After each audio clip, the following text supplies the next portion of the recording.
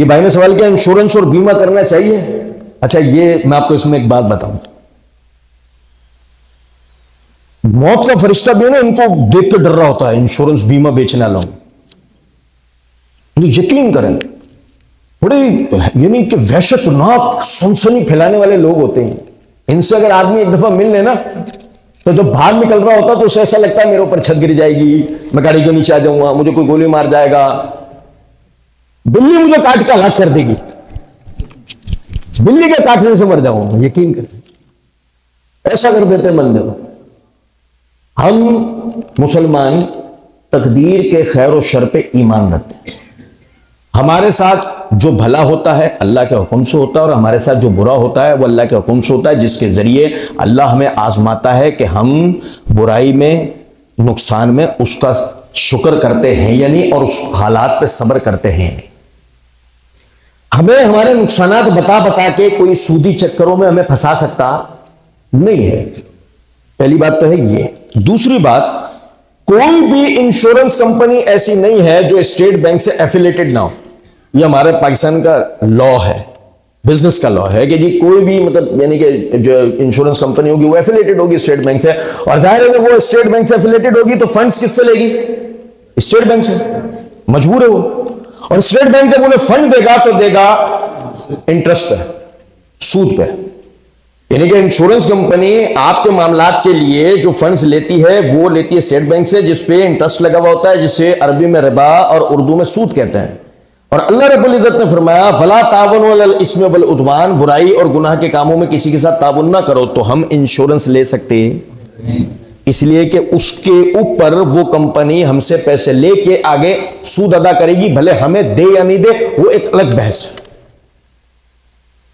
अब आ जाए तीसरी बात की तरफ, वो ये है कि इंश्योरेंस, एक इंश्योरेंस वाला मुझसे मिला, वो तकाफुल वाले, सबसे मोमिन इंश्योरेंस वाले तकाफुल वाले।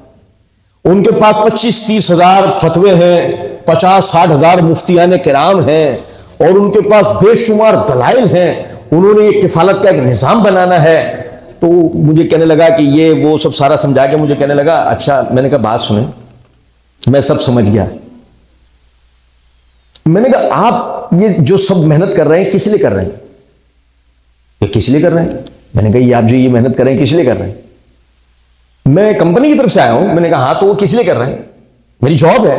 मैंने कहा आपको इसकी तनख्वाह मिलेगी ना, सैलरी? हाँ। तो मैंने कहा इसका मतलब आप तो ये इसके लिए कर रहे हैं, इसमें खैर सगाली का जज्बा तो नहीं है अब तो? नहीं, मकसद देखें ना, जॉब हमारी सही है ना, सूद का तो पहलू नहीं बचा ना। मैंने कहा वो तो एक अलग बात है, हम सूद पर बात करेंगे, लेकिन फिलहाल इतना साबित हुआ कि ये इसके लिए हो रहा है।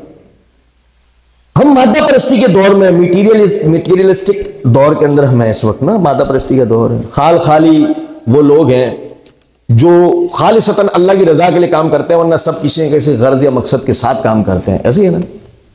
ऐसे में एक कंपनी बने, उसके एम्प्लॉइज हो, उनकी एडमिनिस्ट्रेशन हो, और वो हमारी किफालत करेंगे, ये कैसे मुमकिन है? या हमें कोई बुखार नहीं दे रहा तो पैसे कैसे देंगे? तो सारी बात यह है, आपका पैसा लिया जाएगा, आगे सूदी कामों में इस्तेमाल किया जाएगा, उसका एक सारा सूद इकट्ठा होगा, उससे अपने सारे प्रॉफिट्स अलहदा होंगे, उसका एक प्रीमियम बनेगा और आपको दे दिया जाएगा। अब समझे इस बात को, अगर एक आप सही मायनों में कारोबारी आदमी हैं तो आप इस बात को मेरी समझेंगे। तीसरा तरीका है बात को समझने का कि मैं आपसे आगे कहूं कि लाओ 10,000 रुपए दे दो, देंगे? वो पीछे से बंदे ने गर्दन हिला दी, मैं वैसे ही शर्मिंदा हो गया। तो मेरे लिए तो कह देते हैं हाँ दे देंगे, चलो अच्छा है, सही है। सुने जरा बात, अगर एक आम बंदा आपसे आकर कहे कि लाओ 10,000 रुपए दे दो, देंगे?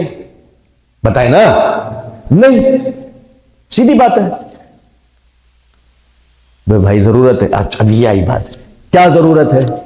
तो सवाल कर रहे हैं, वरना सिर्फ जरूरत सुन के दे दे, नहीं, क्या जरूरत है? अब वो बोलेगा मुझे कारोबार करना है। क्या करना है? कारोबार करना है।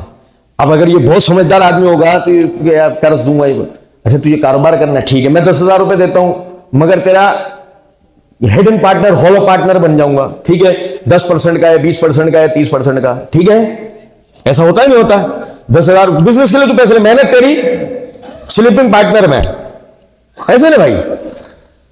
कोई भी आपको यूं ही बैठे बिठाए पैसे नहीं देता। फिर ये कौन सी इंश्योरेंस कंपनी आ गई कि पैसे दे के आए हम 10, 12, 15 साल बाद वो दे रहे हैं मैं 40 लाख रुपए। भैया मैंने कौन सा कारनामा किया जो मुझे 40 लाख रुपए मिलेगा? बात सीधी है कि उसने 10 लाख आपसे, 10 इससे, 10 इससे, 10 इससे, 10 उससे, कोई बहुत बड़ा उसने एक रेवेन्यू जनरेट किया, उसको लगाया उसने सूदी कामों में, उससे उसने इंटरेस्ट निकाला, उसके 3 हिस्से रखे अपने पास, एक हिस्सा आपको देके मुंह पे जिप लाइन, चलो जाओ। और यूं इंश्योरेंस फायदेमंद नजर आता है लेकिन वो गलत।